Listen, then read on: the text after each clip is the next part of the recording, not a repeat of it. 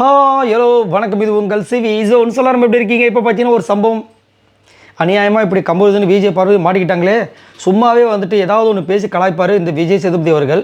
இப்போ இந்த விஷயத்தை வேறு செஞ்சு இப்படி அவங்களா வாண்டடாக வந்துட்டு சார் எங்களை வந்து தயவு செஞ்சு திட்டிட்டு போங்களேன் அப்படின்னு சொல்கிற அளவுக்கு ஒரு விஷயத்தை பண்ணியிருக்காங்க. அதை பார்க்கலாம். அதுக்கு முன்னாடி பார்க்குற எல்லாரும் நம்மளோட சேனலை சப்ஸ்கிரைப் பண்ணிட்டு பாருங்கள், லைக் பண்ணுங்கள், கமெண்ட் பண்ணுங்கள், ஷேர் பண்ணுங்கள். உங்களோட ஒரு சப்போர்ட்டால் தான் நம்மளோட சேனல் அடுத்த ஒரு நிலைமைக்கு போக போகுது. சரி, இப்போ வாங்க அந்த வீடியோக்குள்ளே போகலாம். அதுக்கு முன்னாடி நிறைய பேர் கமெண்ட்ஸில் வர வந்துட்டு வியானாவை நாங்கள் மிஸ் பண்ணுறோம் அந்த குரலில் பேசுங்கன்றீங்க. இந்த செயலழங்கல் அப்படின்னு இந்த ஜாக்கெட்டை ஏச்சி இழக்கமாக தச்சு தொடங்கலான்னு அதை வந்து சொல்கிறாங்க கமெண்ட்ஸில். அண்ணே அந்த வாய்ஸ் கொஞ்சம் பேசுங்கன்னு. ஏம்மா இப்படி அவங்களே பாவம் அவங்க அம்மா பேசலன்னு சொல்லிட்டு ஒரு ஃபீலிங்கில் இருக்காங்க.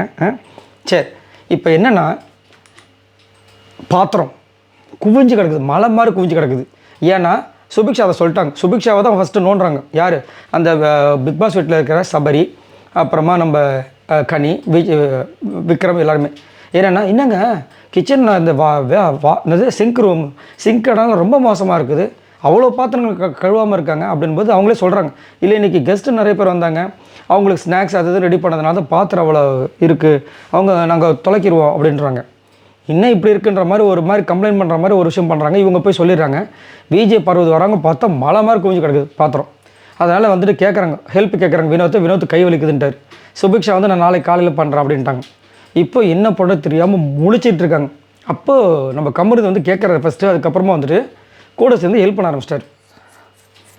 இப்போது நல்லா பண்ண கேப்டனாக இருந்த அமித் கானாவுனத்தையே வச்சு செஞ்சுட்டாங்க.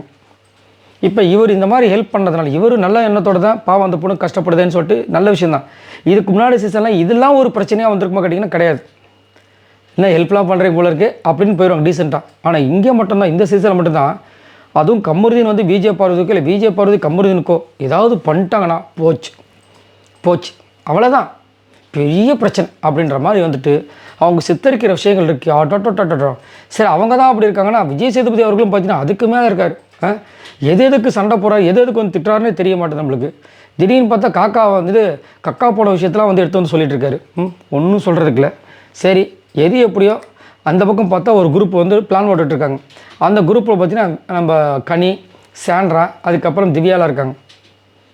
ஸோ எவிடன்ஸோட மாட்டிக்கிட்டாங்க. இப்போது கேட்பார் விஜய் சேதுபதி அவர்கள் விக்கி எபிசோட, சரி இந்த வாரம் கேப்டனை பற்றி சொல்லுங்கள் சார், நான் சொல்கிறேன் சொல்லிட்டு சண்டை போட்டு சொல்ல போகிறாங்க.